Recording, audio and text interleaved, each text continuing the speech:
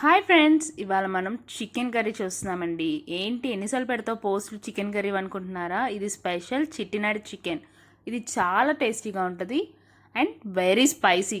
ఇంకెందుకు వెళ్ళిపోదామా? Welcome to tasty foods.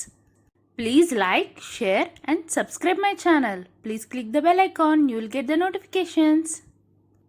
First మనం చికెన్ తీసుకుని దాంట్లో 2 spoons salt, 3 table spoon chilli powder and కొంచెం పసుపు యాడ్ చేసుకుని దాంట్లోనే మనం నిమ్మరసం కూడా యాడ్ చేసుకుని బాగా కలుపుకోవాలండి. ఇది మనం చికెన్ని కుక్ చేసే ముందర ప్రాసెస్. దీన్నే మైగ్రేనేషన్ అంటారు. సో ఇది చేస్తే మనకి చికెన్ తొందరగా ఉడుకుద్ది అనమాట. దీన్ని 1 అవర్ అలాగే ఉంచేయాలి. ఫ్రిడ్జ్లో పెట్టొద్దు, నార్మల్గా బయటే ఉంచేయండి.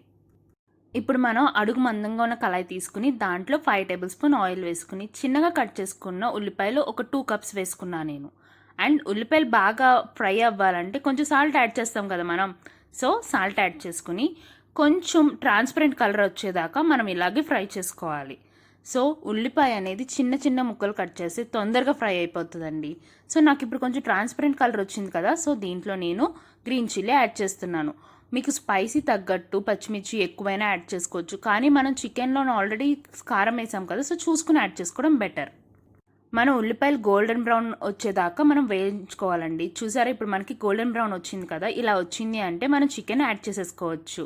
చూసారా, చికెన్ మొత్తం మనకు ఉల్లిపాయలకి బాగా పట్టేలాగా బాగా కలుపుకోవాలన్నమాట. అప్పుడే మనకి టేస్ట్ అనేది బాగుంటుంది. సో ఈ ప్రాసెస్లోని కొంచెం జాగ్రత్తగా మొత్తం చికెన్ అంతా ఉల్లిపాయలు పట్టేలాగా కలుపుకోవాలి.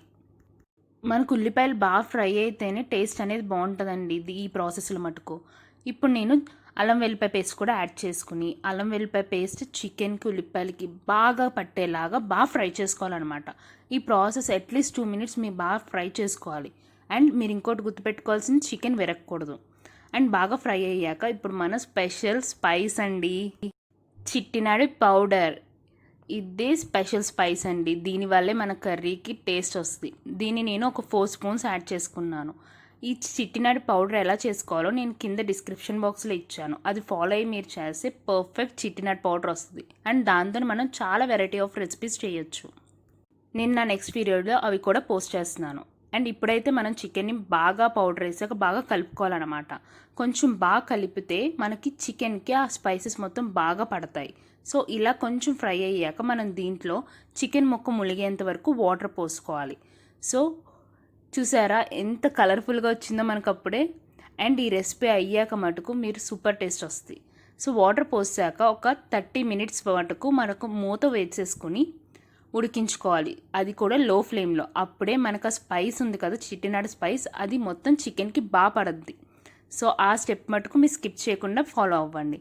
చూసారా ఎంత బాగుందో, కలర్ఫుల్గా ఉంది. అండ్ కొత్తిమీర వేసేసుకున్నానంటే మీకు అర్థమైపోయింది కదా.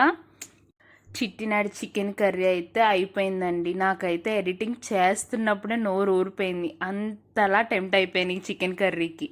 అంతే పర్ఫెక్ట్ టేస్టీగా ఉంది. మీరు ఎప్పుడైనా డిఫరెంట్గా ట్రై చేయాలంటే మటుకు తప్పకుండా ఇది ట్రై చేసి మీరు మటుకు కమెంట్లో నాకు ఎలా వచ్చిందో చెప్తే నేను ఇంకా డిఫరెంట్ ఐటమ్స్ ట్రై చేసి మీకు పోస్ట్ చేస్తాను. ఓకేనా? ట్రై చేసి నా కమెంట్లో చెప్పండి. బాయ్.